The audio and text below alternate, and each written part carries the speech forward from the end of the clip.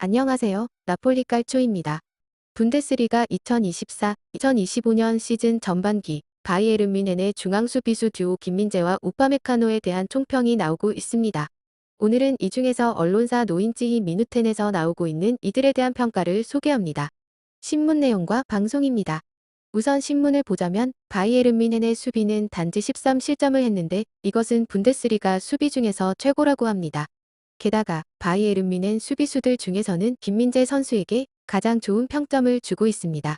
신문 제목은 KO를 당해 쓰러져 있었던 수비 트리오가 이번 시즌엔 빛나고 있다. 하지만 리더는 약해졌다. 바이에른 스타들의 전반기 개별 평가입니다. 마누엘 노이어는 10점 만점에 3점을 주고 있습니다. 샤사 보이에게도 3점을 주고 있고 부상당했던 히로키 이토와 요시프 스타니스시치는 평가 자체에서 제외되고 있습니다. 라파엘 게에이루는 5점을, 스벤 올리히는 5점을, 다니엘 페레츠에게 6점을, 콘라드 라이머에게는 7점을 주었습니다. 그런데 김민재 선수와 우파메카노에게는 8점을 부여하고 있습니다.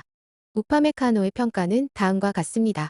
다요 우파메카노는 작년 끔찍한 후반기를 보냈기에 사실 매각 후보 1순위였는데 빈센트 콤파니 감독은 부임하자마자 빠르게 이 수비 스타를 신뢰한다는 신호를 보냈다. 그리고 몇 주 후에 왜 그가 이렇게 했는지가 분명해졌다. 우파메카노는 피지컬이 중요한 콤파니 축구에 이상적으로 들어맞기 때문이다. 특히 전반기 중반에 이 프랑스 선수는 곰처럼 강력했고 김민재와 함께 환상적인 듀오를 만들어내었다.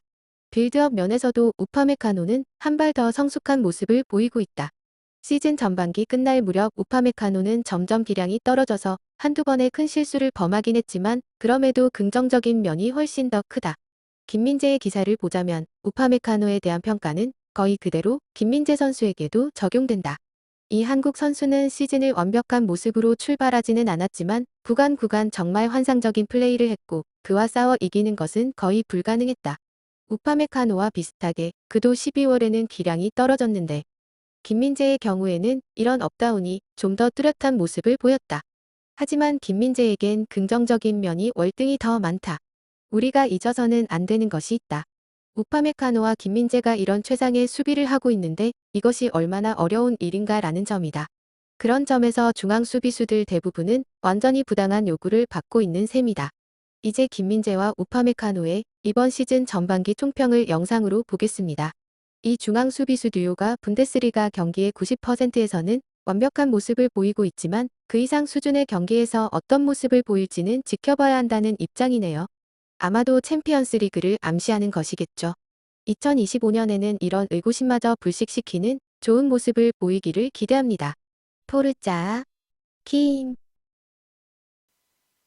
Dann wagen wir mal den Sprung gleich in die Defensive. Dann machen wir weiter mit einem Abwehrduo in der Zentrale, wo im Sommer klar war, dass in dieser Saison sehr viel Verantwortung auf den Schultern von Upamecano und Kim lasten würde. Beide sind zumindest auch selten angeschlagen, deswegen können sie so viel spielen und sind eben auch eingespielt. Wie fällt denn dein Fazit zu den beiden bisher aus? Reicht das an Zweikampfstärke und reichen oft nur fast perfekte Spiele für die Ziele der Bayern?